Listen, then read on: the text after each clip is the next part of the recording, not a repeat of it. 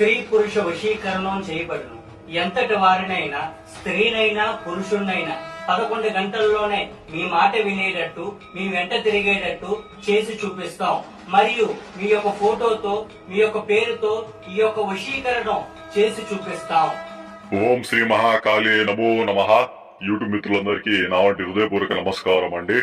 ఇవంటి screen పైన కనిపిస్తున్నది అష్టదిగ్బంధన వశీకరణ ప్రయోగం.